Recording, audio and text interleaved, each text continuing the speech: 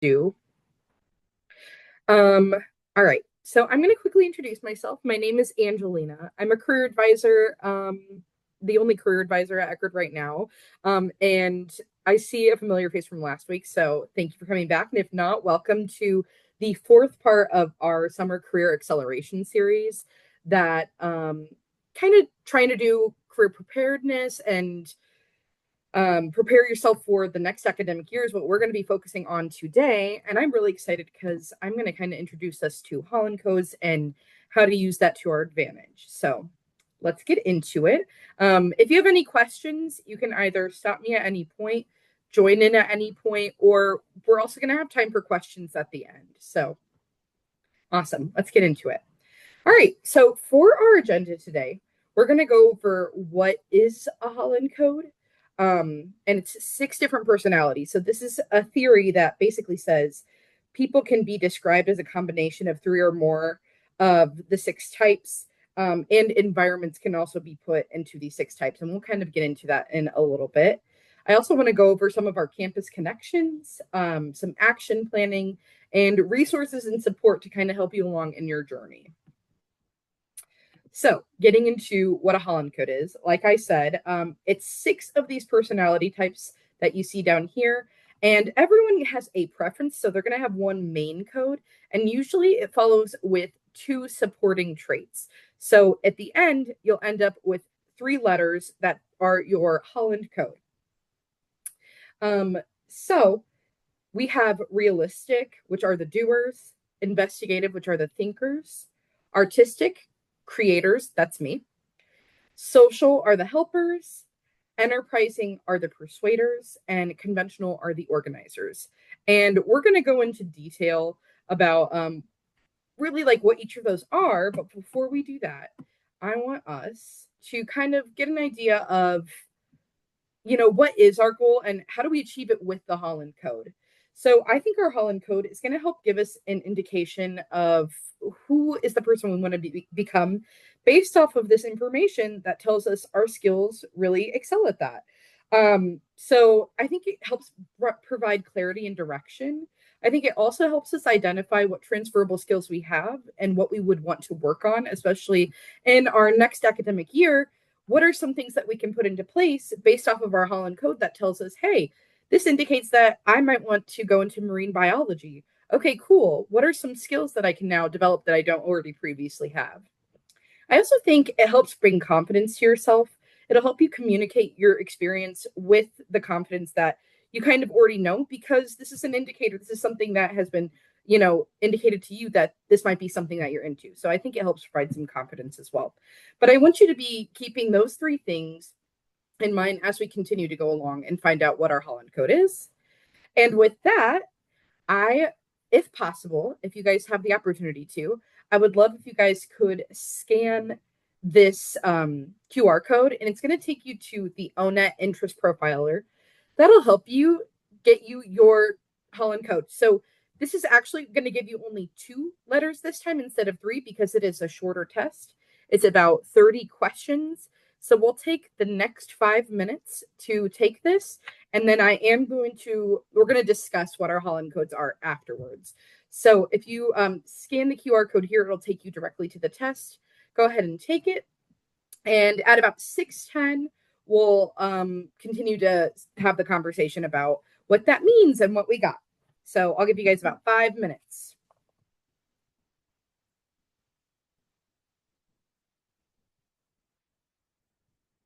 Let me know if you guys have any issues.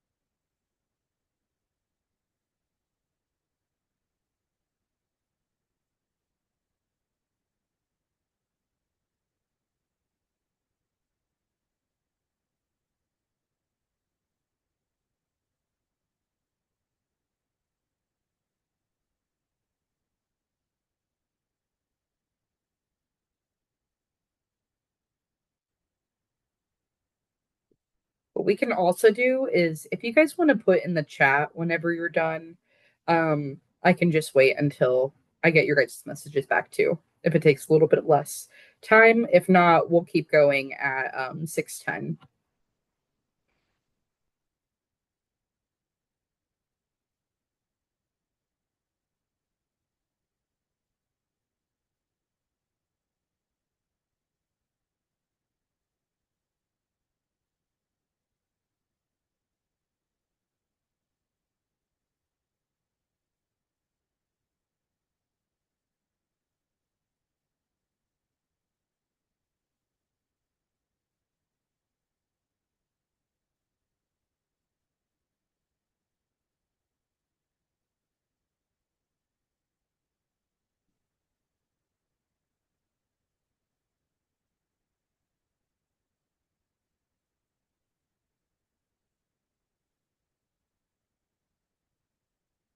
Awesome. I see that two of you are done.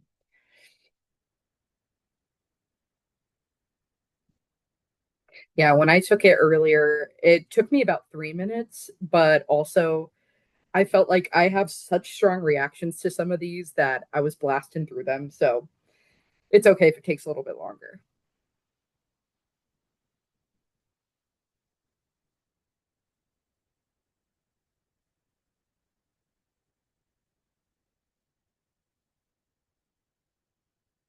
I think it's also important to think about that this could definitely change the further that you get into your career.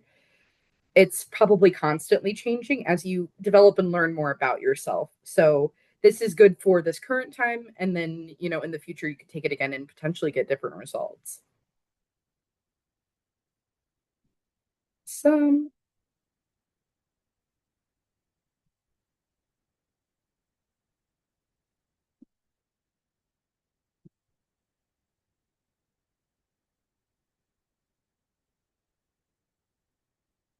okay, we're going to keep going.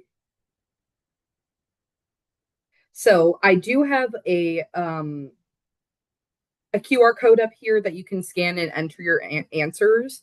I think since we're such a small group, if you'd like to just put them in the chat, that's totally fine with me too. If you are going to use the QR code up here, just go and sign in as a guest at the bottom so you don't have to put in any of your info.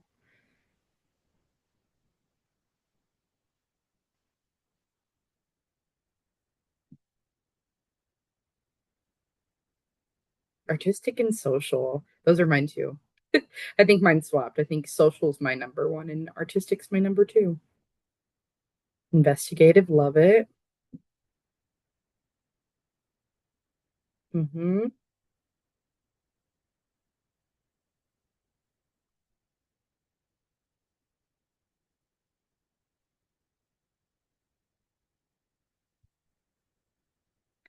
Wow, we have a lot of similar types. Hey, Laurel, do you know what your number two was? I'm just curious. Yeah, sorry. Mine was first investigative, number two artistic, number three social. Perfect. Cool. That's awesome. Sweet. Okay, so we have a little bit of like-minded people in here. I like that we're throwing the wrench in there with the investigative because I actually think that that is like very different than artistic and social. So we'll kind of get to see all sides of the spectrum here. Okay. Um, I'm going to kind of talk about each of these individuals. And I wanted to talk about specific majors that you could explore if you're interested in this, and some campus activities or campus opportunities that you might want to participate in and probably would like if you are this Holland code. So let's start with realistic. So the realistic personality type tends to prefer activities that entail the explicit, ordered, or systematic manipulation of objects, tools, and machines. So think really hands on, maybe even like a trade. They're a problem solver and they usually prefer occupations with tangible results. So something where you can see the results. Um, and something that has like more physical demands. So some examples could be like automobile mechanic, an aircraft controller, carpenter, a farmer, electrician, something that has really a hands-on component. So some majors that I pulled for this is like animal studies, marine science, and animals or environmental studies, mostly because a lot of these different jobs are out in the field. So you really get that hands-on physical aspect to it. But they also have a lot of problem-solving elements to it as well. Um, some fun campus activities that I saw that you could really get into and kind of really practice this is one big one for me is the makerspace. I actually talked to a few people who worked in our makerspace, and really the world is your oyster over there. You can make a whole bunch of different things. And then it can, if you practice, you can get a lot of these skills that might come out from being realistic. And I'll show you as well how to identify those skills. So then we have investigative, like our friend Laurel. So that personality type often values the development or acquisition of knowledge. So you're really striving towards knowledge. It's really independent, observant, and self motivated, introspective, and analytical. And they often explore ideas. Oops, hang on one second. Sorry, my connection kind of went out for a second. There we go. So they usually prefer occupations that are like psychologist, a professor, anthropologist, someone who's really dedicated towards gaining some knowledge. I also put a few other specific majors that we have here at Eckerd that you could also explore too, or you might find that you are exploring. But again, they're driven by curiosity and they really enjoy an intellectual challenge. So observing, analyzing, and investigating.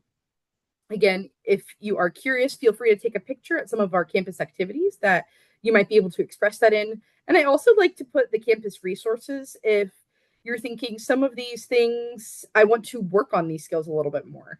You might find that you can practice these skills at our writing center or with an academic coach or with a peer tutor. So next we have artistic, which was a few of us. So artistic people really love to be creative.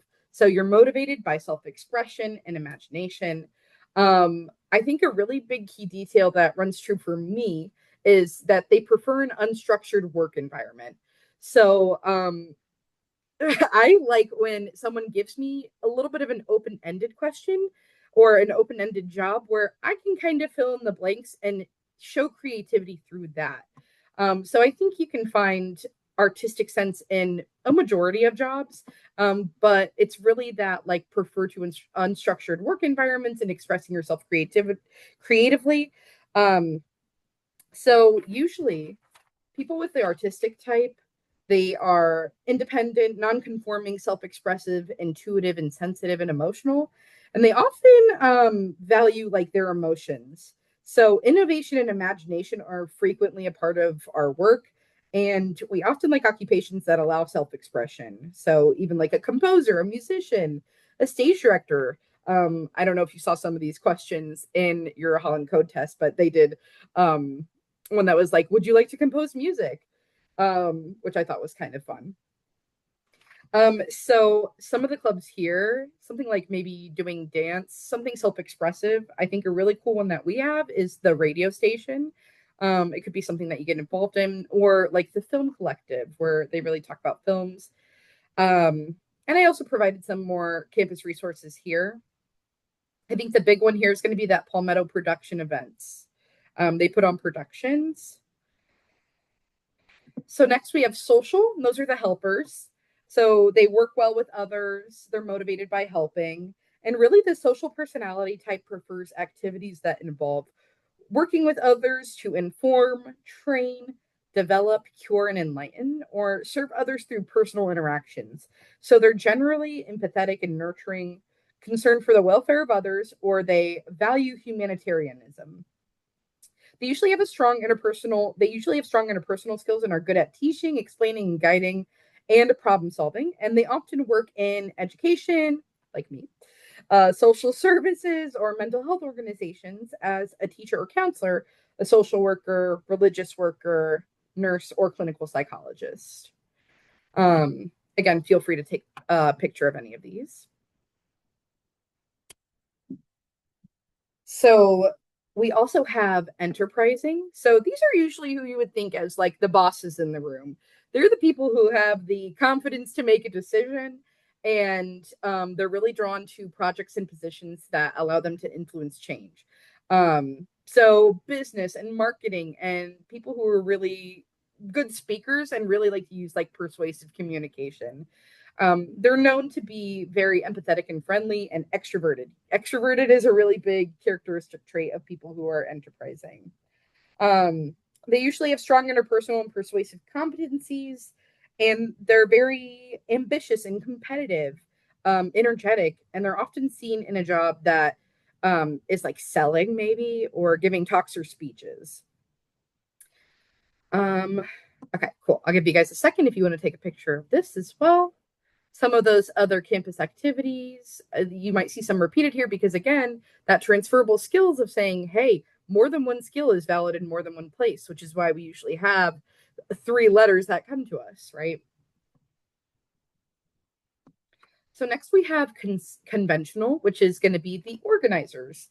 They're the problem solvers. So they tend to be conscientious and persevering, practical and orderly, and they prefer activities that involve the explicit, ordered, and systematic manipulation of data, such as keeping records, filing materials, organizing written and numerical data. For a plan and operating, or maybe like operating a computer or something to attain organizational or economic goals. So I think a really big thing here is they strive for productivity and efficiency. They're very efficiency based and usually type A, big with attention to detail. So this might be something that works with numbers like finance and mathematics. Um, yeah, and I put a few campus resources here as well and campus activities that I feel like you could get into if you're kind of more of a detail oriented type A person. So, as you guys saw, we got 2 or maybe 3 different Holland code letters. And that's because usually we don't just fit into one type, we consist of more than one type. Artistic and social was a big one that I saw. So, something that I might recommend is you join the dance team and volunteer for events, or maybe you're investigative and enterprising. Cool. Then you could potentially lead a research team or start a data project at school.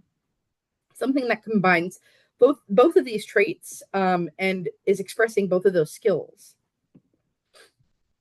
So I want to show you guys how to use the Holland Code to find jobs.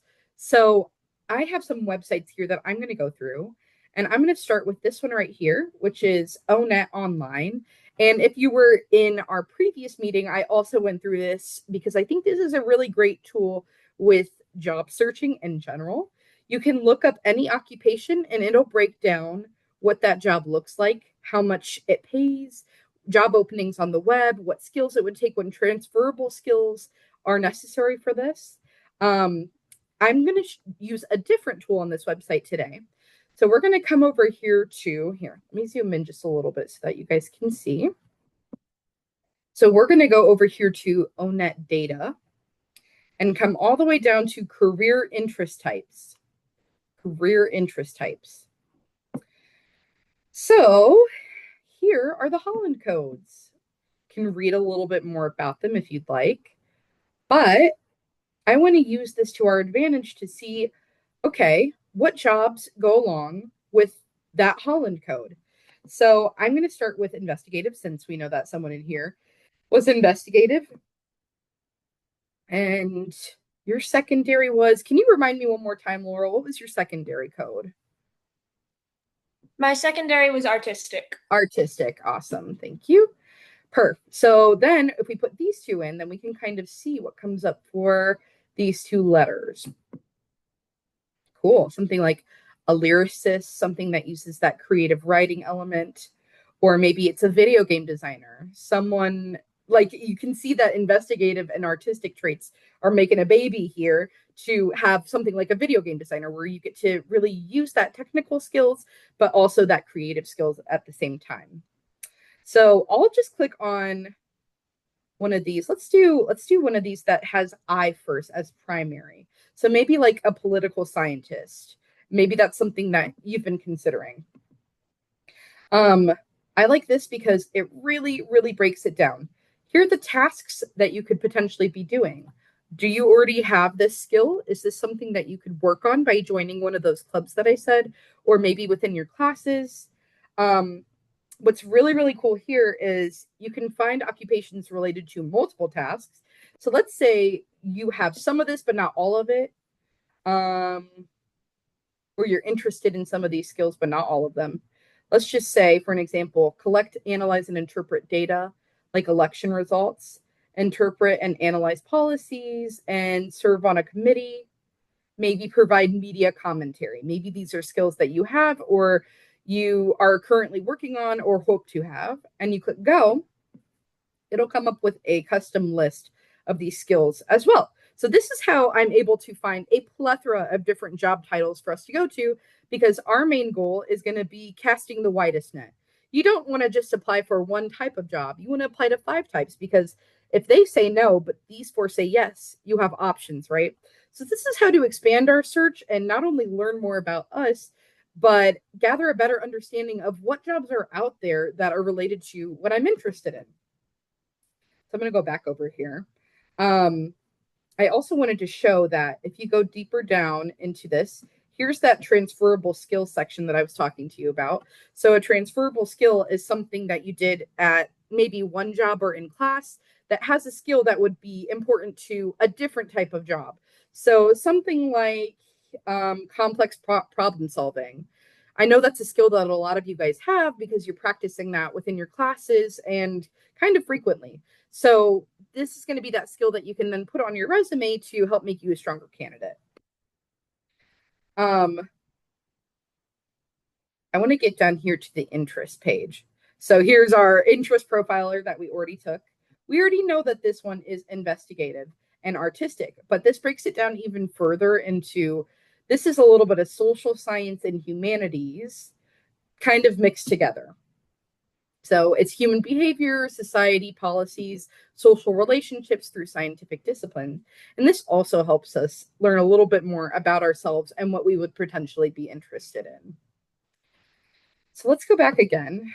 I'm going to do artistic and social, since I know a lot of us have that. And let's see what is out there that says that we should be, or we might be able to go to. One thing I want to know is this bright outlook right here. Bright outlook usually indicates that this job is on the up and up. There are a lot of opportunities and will be a lot of opportunities for this job specifically in the future. So this usually is a good indicator of a field that you might be pretty good to go into. You have a little bit more security, which is interesting because choreographer and dancers aren't ones that I typically would think of as a bright outlook, but here they are saying that they're in need of this right now. So let's do something. Let's see. A lot of these are SA. The choreographers is AS. So let's go into this one. One thing that wasn't on the other job that we looked at that is on this one that I like to also note is the sample of reported jobs. So usually if you're trying to go into choreography, it could be under different job titles, and maybe we just don't know what those specific job titles are. So something like a ballet director, a choreographer, a dance director, a dance maker, these could be that name that is on the job form that you're about to fill out. So sometimes it's easier to look for this instead of just choreographer in general. And again, if we go down here,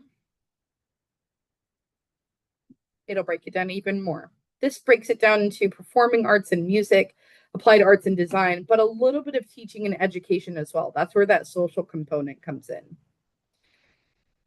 Cool. So let's go back to my presentation. I also want to show you guys this other tool. If you haven't used this, this is what can I do with my major? And now this has all of our Eckerd majors on there, and it breaks it down.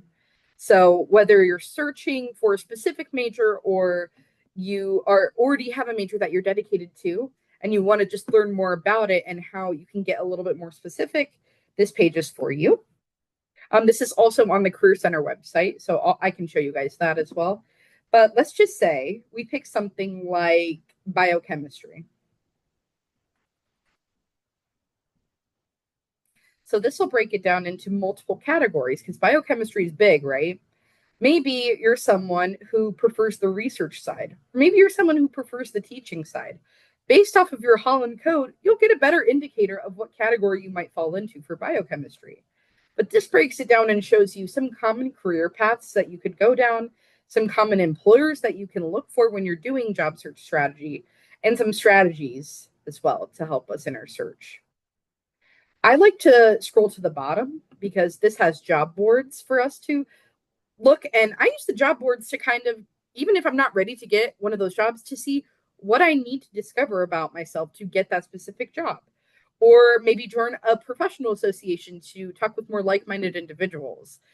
This occupational outlook is going to be just like ONET, where if we click on one of these, it's a different website, but similar thing. It's going to tell you the median pay, what degree you need, how much work experience you might need, and break it down a little bit more for you. Cool. I think the last thing that I would like to show you is the Career Center website. So the Career Center website is actually career.eckerd.edu. And this has a plethora of different resources that you can use to your advantage. Um, I think some of the bigger ones on the left side here, if you look at develop your skills, no, I'm sorry, refine your story, we're going to have a resume and CV section, a cover letter section, personal statement, LinkedIn, professional portfolio, and interview. Also, our life after Eckerd section helps with job searching in general. So if you go for searching for a job and you scroll to the bottom of this page, you'll be able to find um, like some organizers and tracker sheets that will be able to help you a little bit more. Cool. Some upcoming events too, if you want to stay informed about what we could potentially, obviously, there's not a lot here because we're in the summer, but once you enter your next year, you could go to this page to find some events that, again, will help deepen your knowledge of some of your skills and get some more things potentially on your resume. Cool. Now, again, there's a lot of different things that you could do. Um, Here's that what can I do with my Eckerd major? It's under passive exploration. But if you're wanting to do more active exploration, like maybe you want to do the Holland Code test and do an even more in-depth test, you can do that with us or have a better conversation with a career advisor such as me. Cool. So I also wanted to show you that part of all of this is going to be like advancing yourself is going to be that networking aspect. Um, Understanding more about the jobs that are out there, more people who can relate to you. So maybe people who have similar Holland codes as you and are going for similar jobs. You can access that through a lot of different resources. But the one that I want to show you guys today is our Triton Track career contacts. So our career contacts are people like who really love Eckerd alum and love like working with Eckerd students who have volunteered to be a point of contact for us. Hang on, right here. Perfect. And connect with some of our students and kind of be able to help you with your networking skills. So maybe this is making a connection with them, or maybe it's gaining information about what they did and how they started. Potentially, it could be even helping attach you to maybe one of their friends because a friend of a friend is a contact. So that's going to be this is when you open up Triton Track, this is what your homepage is going to look like. And if you scroll over here, this is that career contacts page. Right now, we have about 260 contacts, which sounds like a lot, but really, LinkedIn is going to have many, many more if you're wanting to find more specific people or jobs. You could apply the same things that you're going to do in this process to how you're going to do it on LinkedIn as well. So just keep that in mind. I usually will search by a keyword. So, for example, maybe marine science. And sometimes I like to get more specific. Since I'm just showing as an example right now, I'm going to show you what comes up if we search marine science. So we have someone here who is a senior oceanographer faculty specialist at the University of Maryland. And she also works for NOAA, which makes her a really strong contact. And she's sitting here and she's waiting for any of us to reach out to her and connect with her in order to have that informational interview and talk. So when you click on the connect message, here is an example message that you could literally copy and paste and put right in so that you can get that conversation started. And it kind of helps take away that anxiety of reaching out to a complete stranger. Instead, you know that they share this Eckerd connection with you and you can use that to your advantage. A lot of the time, their LinkedIn is also here.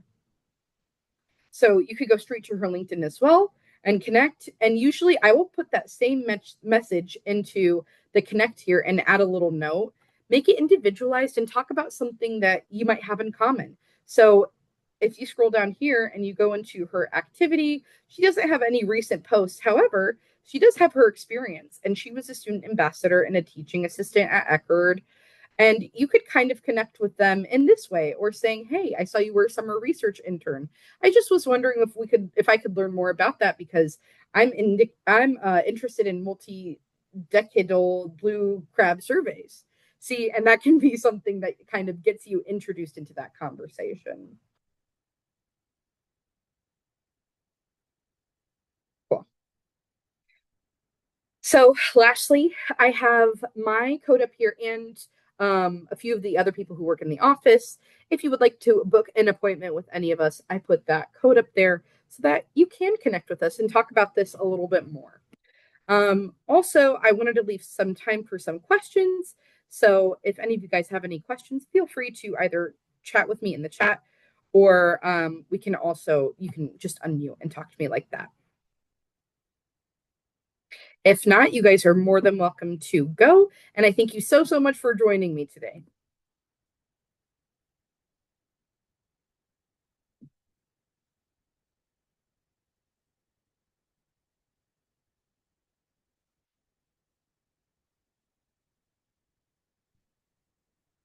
You're welcome. Bye.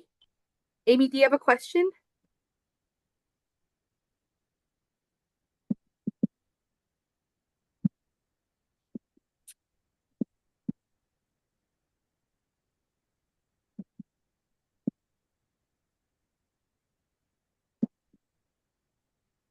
That's okay. No worries. We're going to have this posted as well. So whenever I'm done, I'll post the recording if you want to catch that still. So no worries at all. It's going to be on the Career Center homepage. Okay. I'll see you later. Thank you.